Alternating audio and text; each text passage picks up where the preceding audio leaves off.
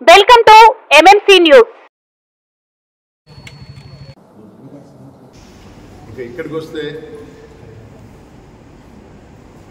అంటే మీ అందరికీ కూడా మోర్ ఇంపార్టెంట్, నిన్న కౌన్సిల్ మీటింగ్కి ఎందుకు వైఎస్ఆర్ కాంగ్రెస్ పార్టీ వాళ్ళు రాలేదు దుమ్మా అని రాస్తున్నారు ఏ పేపర్లో. అంటే మామూలుగా మొత్తం మాట్లాడిన తర్వాత మేము ప్రశ్నలు అంటాం. యాక్చువల్లీ ఇది చైర్మన్ గారు చెప్పాల్సిన మాట.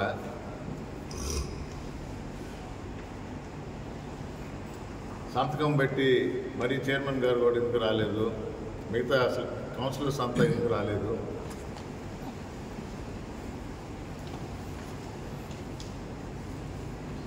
ఒకటిన్నర నెలలో జాతర ఉంది, మనం దాని సందర్భంగా టౌన్ కొంచెం శుభ్రపరచాల్సిన అవసరం ఉంది, కొన్ని పనులు చేసుకుంటూ ఉంటాం. అందుకని కొంచెం అర్జెంటుగా ఈ పనులు చేపట్టాలి అని, అందుకనే దానికి అత్యవసర మీటింగ్ అని కమిషనర్ గారు ఒక 2 రోజుల ముందర తీసుకొని వచ్చి,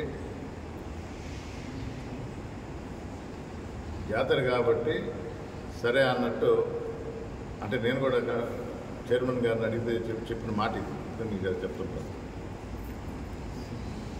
సంతకం పెట్టడం జరిగింది, 31వ తేదీని చూశారు. ఆ టైంకి స్ట్రైక్ కాలేదని నేను అదే అన్నా, అమ్మ మన జగన్మోహన్ రెడ్డి వస్తున్నారు కదా, మరి ఇక్కడ మీటింగ్ అందరూ రావాలి కదా. ఇది వరకు వెంకటగిరిలో ఎప్పుడు జరగల, ఒకసారి సంతకం పెట్టిన మీటింగ్ ఎప్పుడు జరుగుతుంది. పూర్వం లేకుండా ఆగిపోయిన సందర్భం నాకు తెలిసి ఇదే మొదటిసారి, అవునా? అందుకని దీన్ని ఏ విధంగా చేయాలి, చెప్పి వాయిదా వేయచ్చా లేకపోతే నోటీస్ మళ్ళీ అందరికీ పంపించడమా అనేది కొంచెం తర్జన భర్జన పట్టిన మాట వాస్తవం. మేము నెల్లూరులో ఈ ప్రోగ్రాం కింద బిజీగా ఉన్నాము. ఎవరి పాటికి వాళ్ళు కూడా వాళ్ళ సలహాలు కానీ మాట్లాడలు కానీ, ఈ దీనిలో మాకు తెలిసింది ఒకవేళ పూర్వం లేకపోతే వెంటనే పెడతారు. సో అదేం పెద్ద తప్పైన విషయం కాదు. జగన్మోహన్ రెడ్డి వస్తున్నప్పుడు స్వచ్ఛందంగా అందరూ వచ్చి కలవాలనుకుంటారు కాబట్టి, కలిసినా కలవకపోయినా చూడాలనుకుంటారు. సో ఇక్కడ పెద్ద నెగిటివ్ అంటూ ఏం లేదు. ఆయన వచ్చే సందర్భంగా అక్కడ పోవాల్సి వచ్చి, సో నిన్న కమిషనర్ గారు కూడా చెప్పినట్టున్నారు, మళ్ళా కొత్త డేట్ పెట్టి చెప్తామన్నారు. ఎవరు విలేకరు మిత్రులు ఎవరు అడిగితే చెప్పినట్టున్నారు. ఇంకా ఎవరో ఒకరిద్దరు కౌన్సిలర్స్ వస్తే వాళ్ళు ఏదో మాట్లాడిన మాటకు మాత్రం నేనేం జవాబు చెప్పను, అది వాళ్ళ విజ్ఞప్తిగా వదిలేస్తాం, వేస్ట్ మాట్లాడుతున్నాం. ఎందుకంటే వాళ్ళు కూడా మా వైసీపీ అంటే ఎవరు రాలేదని కూడా అనడానికి లేదు. 2 వైసీపీ కౌన్సిలర్స్ వచ్చారు, చూశారు కదా, వైసీపీ కౌన్సిలర్సే కదా వాళ్ళు, అవునా కదా? అయితే వాళ్ళని కూడా అడిగారు, వైసీపీ కౌన్సిలర్స్.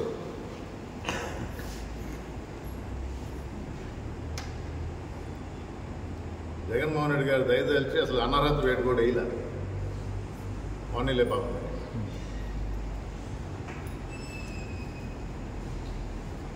సో అది చైర్మన్ గారితో కమిషనర్ మాట్లాడి కొత్త డేట్ ఏదో ఫిక్స్ చేసి అది జరుగుతుంది కాబట్టి దాని మీద పెద్ద చర్చ అనవసరం. ముఖ్య అంశాలు పెట్టడం జరిగింది. ప్రతి జాతరలోనూ మనం ఏ విధంగా అయితే మనకి జాతరకు అవసరమైన వర్క్స్ అన్ని పెట్టుకుంటామో ఆ విధంగా పెట్టడం జరిగింది. మనకు చాలా తక్కువ టైం ఉంది, ముందుగా చేయవలసిన పనులు చాలా ఉన్నాయి కాబట్టి వీలైనంత త్వరగా మీటింగ్ పెట్టుకోవాలి అనేసి కమిషనర్ గారికి చెప్పడం జరిగింది. దానికి అనుగుణంగా ఆయన ఒక డేట్స్తో అజెండా ఇవ్వడం జరిగింది. మేము పనులు జరగాలనే ఉద్దేశంతో ఆల్రెడీ మీటింగ్ డిలే అవుతున్న ఉద్దేశంతో సంతకం పెట్టడం జరిగింది. కానీ అధినేత మాజీ ముఖ్యమంత్రి వైఎస్ జగన్మోహన్ రెడ్డి గారి నెల్లూరు విజిట్ ఉన్నంత కారణంగా ప్రతి ఒక్కరు కూడా ఎదురు చూస్తున్నాం. ఇప్పుడైతే జగన్ గారు నెల్లూరు విజిట్కి వస్తారో అందరం వెళ్ళాలి అనే ఉద్దేశంతో ఉన్నాం కాబట్టి అక్కడికి వెళ్ళడం జరిగింది. వీలైనంత త్వరగా ఈ సమావేశాన్ని, ఈ మీటింగ్ని, కౌన్సిల్ మీటింగ్ వీలైనంత త్వరగా కండక్ట్ చేయడం జరుగుతుంది. చైర్మన్ గారు మీ పార్టీకి చెందిన వాళ్ళే. అయితే మీరు నియమించినటువంటి లీగల్ అడ్వైజర్ని తొలగించేందుకు ప్రయత్నాలు జరుగుతున్నాయి, అందుకు చైర్మన్ గారు అంగీకారం తెలిపారు అని సమాచారం. అది మీ పార్టీ ఒత్తిడి వలన లేదా అధికార పార్టీ ఒత్తిడి వలన?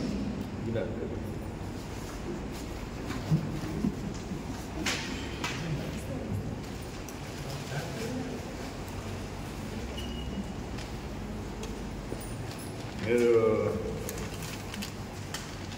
అంటే నేను అది మన సాక్షిలో చూశానంటే వేరేగా ఉంటుంది. ఈనాడులో రాసిందే చెప్తాను. ఈనాడా లేదా ఆంధ్రజ్యోతి వేరేది.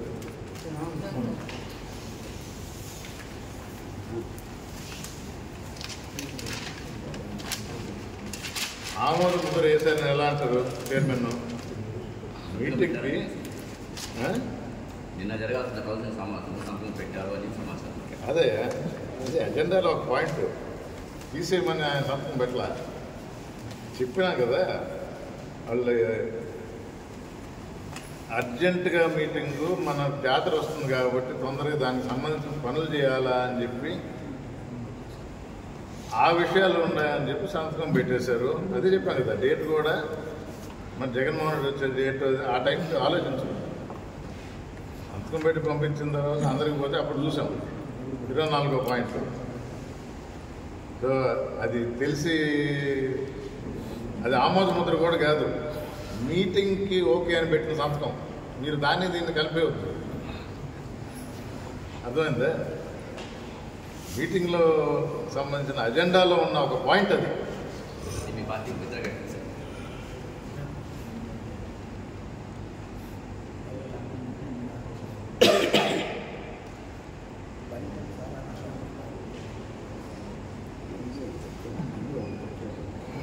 Incoming voice call from Vamsi BTR on Sim 1. అంటే ఈనాడైనా జ్యోతి అయినా చదవాలి. మున్సిపాలిటీలో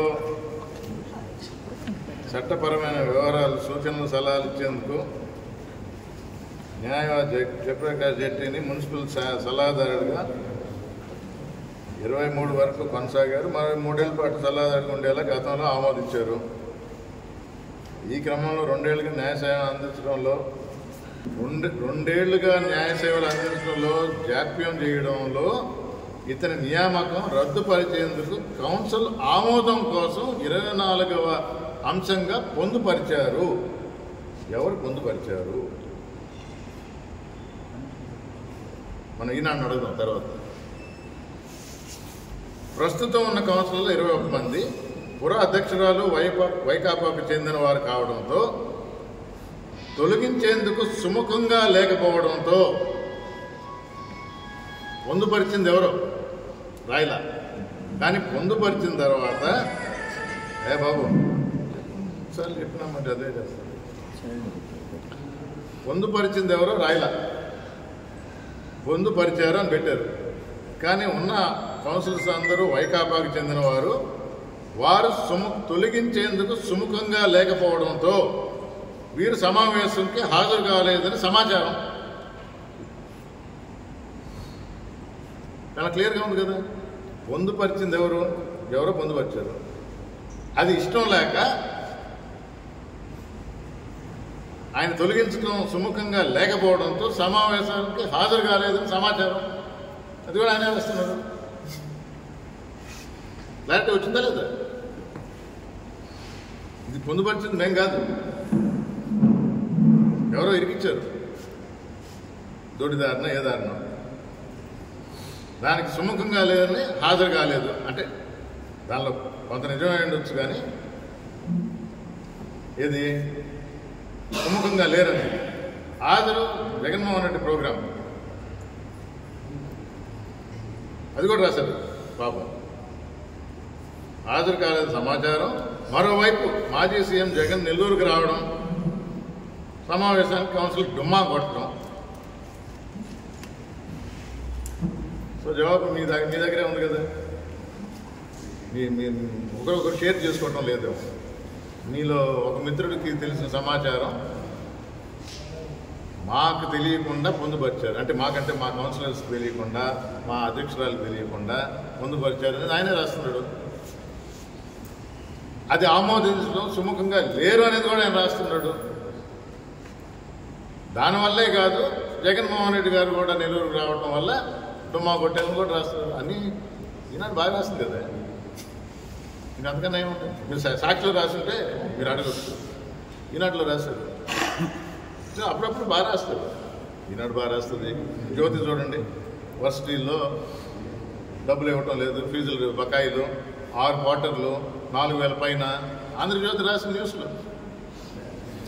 కూటమి ప్రభుత్వం అయ్యన్నా చూడండి, చదివేది అయ్యే కదా ఆంధ్రజ్యోతి, ఈనాడు.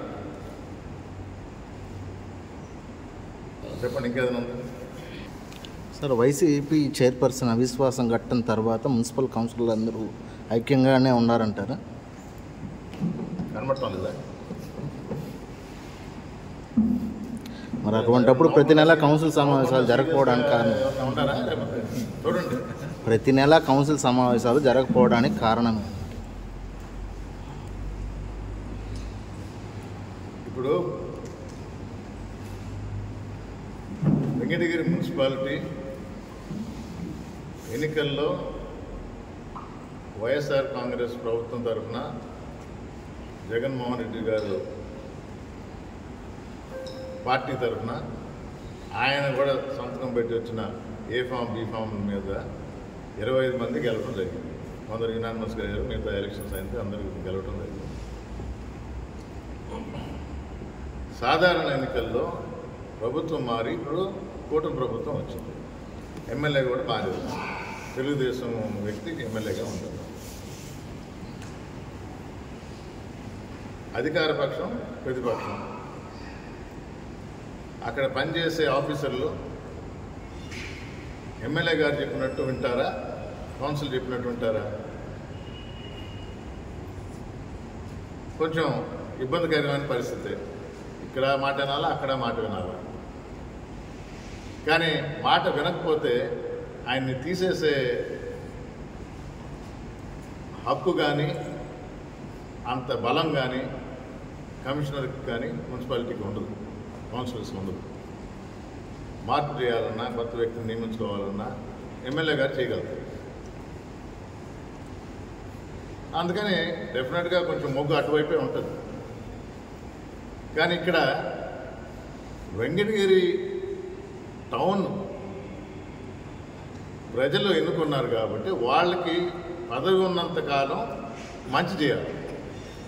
అంతేగాని తెలుగుదేశం ప్రభుత్వం వచ్చింది, ఎమ్మెల్యేగా ఎన్నుకున్నారు, ఆయన చెప్పినట్టు మున్సిపాలిటీ నడవదు. వెంకటగిరి కౌన్సిల్లో ఎమ్మెల్యే గారు ఒక ఎక్స్ అఫిషియో మెంబర్. ఆయన ఎక్స్ అఫిషియో మెంబరే. చైర్ చేసేది చైర్మన్నే. సో ఇప్పుడు క్లాష్ వచ్చిందనుకోండి, ఇద్దరి మధ్య తగు వచ్చిందనుకోండి, కౌన్సిలర్స్ అంతా మా పార్టీ వాళ్ళే. కొందరు పోయారు, చెప్పుకున్నారు కదా, వాళ్ళేం రిజైన్ చేసి మళ్ళీ ఎన్నుకోబడి ఎవరు కాల. అందుకని తెలుగుదేశంలో ఎవరు లేరు ఇప్పటికీ. అందరూ వైఎస్ఆర్ కాంగ్రెస్ పార్టీ కౌన్సిలర్సే. క్లాష్ వచ్చినప్పుడు నష్టం ఎవరికి? పుర ప్రజలకు. సో కొంచెం బ్యాలెన్స్ చేస్తూ పోవాలి. కానీ అట్లని చెప్పి తెలుగుదేశం చెప్పిన పని, చేయాలనుకున్న పని, ఇవ్వాలనుకున్న వర్క్లు మా వాళ్ళకి అంటే అది జరగని పని. ఆ క్లాష్ రాకుండా చూడాలని కొంచెం దానివల్ల కూడా ఈ మీటింగ్లు డిలే అవ్వడం జరిగింది. ఈ ఉన్న బ్యాలెన్స్ సమయంలో ప్రజలకు మేము తెలియజేస్తాం, మేమేం చేయాలనుకుంటున్నాం, ఏ మంచి పని చేయాలనుకుంటున్నాం, ఎలా చేయాలనుకుంటున్నాం. కౌన్సిలర్స్కి వాళ్ళ హక్కులు ఉన్నాయి. వాళ్ళు ఎన్నుకున్న అధ్యక్షురాలకి ఆమె పవర్లు ఆమెకున్నాయి. క్లాష్ వస్తే ఫైనల్గా ప్రజలే నిర్ణయిస్తారు ఎవరు రైట్, ఎవరు రాంగ్, ఏ విధంగా నడపాలి. అది ఇప్పుడు కూడా వాళ్ళ తీర్పు మళ్ళీ ఎలక్షన్స్లో ఉంటుంది, అది తేలని. కానీ డెఫినెట్గా ఒక స్టాండ్ తీసుకోబోతున్నాం, చాలా క్లియర్గా ఉంటాం. ఎక్స్ అఫీషియో మెంబర్ ఎమ్మెల్యే గారు నియోజకవర్గానికి అంతటికీ ప్రజలు ఇచ్చిన తీర్పుతో ఎన్నుకోబడ్డ వ్యక్తి. రాజ్యాంగం ప్రకారం ఆయన హక్కులు ఉన్నాయి. మున్సిపాలిటీలో పురాధ్యక్షురాలకి ఆయన హక్కులు ఉన్నాయి. బ్యాలెన్స్ చేసుకొని పోతే మంచిది. ఇప్పుడు మేము చెప్పాం, వైఎస్ఆర్ కాంగ్రెస్ హయాంలో జగన్మోహన్ రెడ్డి గారు వెంకటగిరికి వస్తే ప్రజల తరఫున పోలేరమ్మ జాతరని స్టేట్ ఫెస్టివల్ చేయమని అడిగాం. ఇన్ని సంవత్సరాలు కాంతి ఆయన వెంటనే శాంక్షన్ చేశాడు. నెల రోజుల్లో జీవో వచ్చింది, ఇది జరగదు అన్నారు. అప్పటి ప్రతిపక్షం, ఇప్పుడు అధికార పక్షం. నిజమా కాదా? మీ అందరికీ తెలుసు. సమయం సరిపోలేదు, ఫండ్ రూపంలో మాత్రం డబ్బులు రాలా, అది వాస్తవం. కానీ స్టేట్ ఫెస్టివల్ అయింది, దాన్ని ఇంకా మార్చలేరు. ఆ ఘనత జగన్మోహన్ రెడ్డిగా చెందుతుంది. జగన్మోహన్ రెడ్డి స్టేట్ ఫెస్టివల్ చేశారు, ఆ ఘనత ఆయనకే చెందుతుంది. స్టేట్ ఫెస్టివల్కి స్టేట్ గవర్నమెంట్ కొంచెం ఫండ్ ఇస్తుంది. పోయినసారి కూడా వచ్చింది. ఇప్పుడు స్టేట్ ఫెస్టివల్ కాకుండా ఇన్ని సంవత్సరాలు తేగలిగారా? తెలుగుదేశం కూడా ఉన్నది ప్రభుత్వంలో. తెలుగుదేశం హయాంలో ఎప్పుడన్నా ప్రభుత్వం శాంక్షన్ చేసిందా? అది పోయినసారి వచ్చింది కదా, పోయిన సంవత్సరం 50 లక్షలు ఇచ్చారు కదా. ఎందుకు ఇచ్చారు? స్టేట్ ఫెస్టివల్ అయింది కాబట్టి. స్టేట్ ఫెస్టివల్ ఎవరు చేశారు? జగన్మోహన్ రెడ్డి, వైఎస్ఆర్ కాంగ్రెస్ ప్రభుత్వం. అది గుర్తుపెట్టుకోవాలి.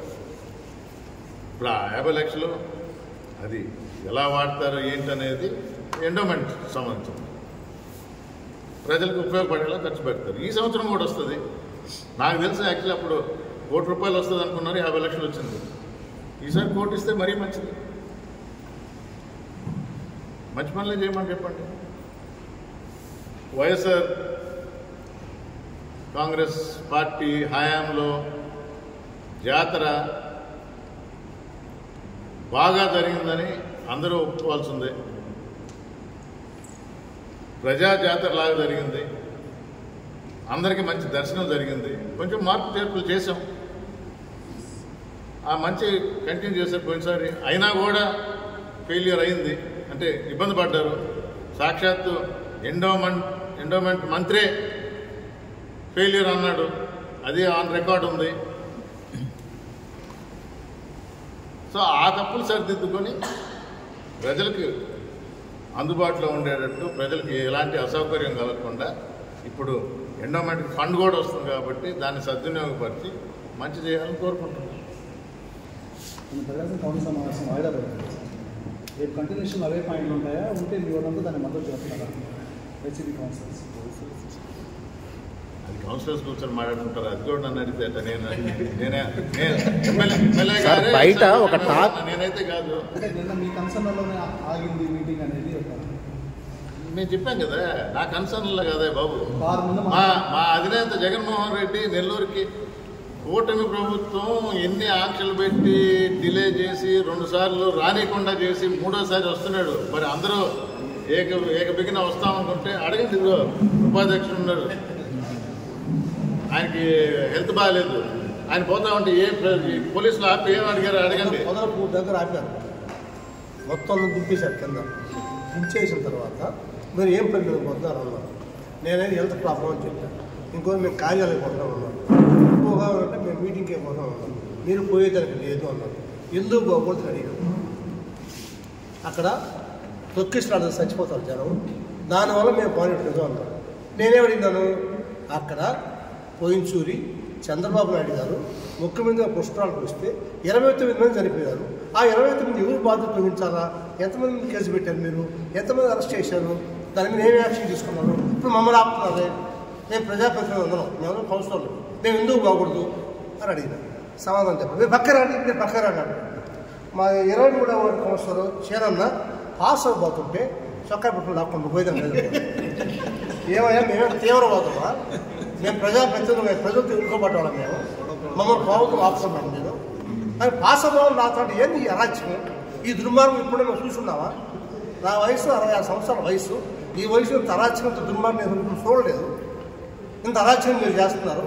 అయితే మీకు కూడా అంతరాత్మ అనేది ఉన్నది, మానవత్వం అనేది ఉన్నది. అయినా క్రితం ప్రభుత్వం మేము తప్పు చేయిస్తున్నది, ఆ తప్పు మీరు చేస్తున్నారు అని వాళ్ళతో వాదించడం జరిగింది. ఆ తర్వాత మొదలయ్యాడు, అక్కడ వెళ్ళేసాడు. తర్వాత మేము మా అబ్బాయి ఫోన్ చేసి హాస్పిటల్ నుంచి మాకు మెసేజ్ వచ్చింది, అక్కడ వాడి అపాయింట్మెంట్ అది చేసుకుని మా అబ్బాయి చూపించి బైక్ వచ్చి అందుపోయినాడు. మిగతా కూడా అదే విధంగా ఇబ్బందులు పడతా వాళ్ళ పాటికి ఆటోలలో నడుచుకుంటా. నేను కూడా నడిచి 2 కిలోమీటర్లు నడిచినాం మేము అందరం. ఎక్కడేం లేవాడు. అది కూటమి యొక్క ఘనత.